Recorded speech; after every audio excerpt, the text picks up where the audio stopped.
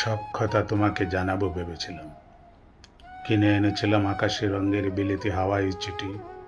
সে চিঠির অক্ষরে অক্ষরে লেখা যেত, কেন তোমাকে এখনো চিঠি লেখার কথা ভাবি। লেখা যেত, আমাদের উঠোনে কামিনী ফুল গাছে এবার বর্ষায় ফুলের ছড়াছড়ি। তুমি আর একটু কাছে থাকলেই বৃষ্টি ভেজা বাতাসে সে সৌরভ তোমার কাছে পৌঁছত। আর তোমার উপহার দেওয়া সেই স্বচ্ছন্দ বেড়াল ছানা এখন এক মাথামোটা অতিকায় হলো।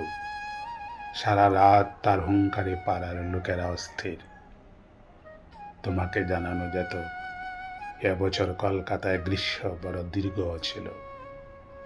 এখন পর্যন্ত বর্ষার হাব বাবু খুব সুবিধের নয়।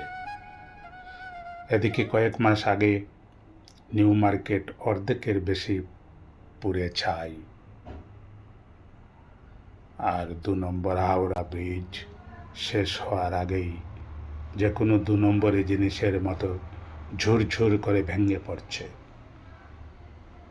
এদিকে এর মধ্যে আবার নির্বাচন এসে গেল, অথচ খেজে কোন দলে কার পক্ষে তা আজও জানা গেল না। কিন্তু কিন্তু এসব তোমাকে কেন জানাবো?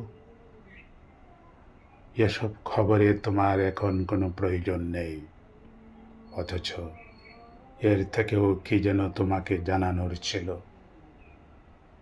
কিছু একটা আছে, কিন্তু সেটা যে ঠিক কি পরিষ্কার করে আমি নিজেও বুঝতে পারছি না। টেবিলের এক পাশে কাচের কাগজ চাপার নিচে ধুলোয় বাতাসে বিবর্ণ হয়ে আসছে হাওয়াই চিঠি। তার গায়ে ডাকের ছাপের চেয়ে একটু বড় অসতর্ক চায়ের পেয়ালার গোল ছাপ।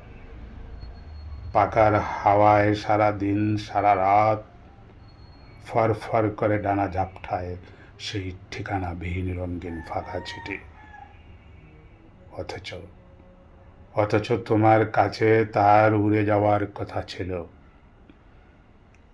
তার উড়ে যাওয়ার কথা ছিল।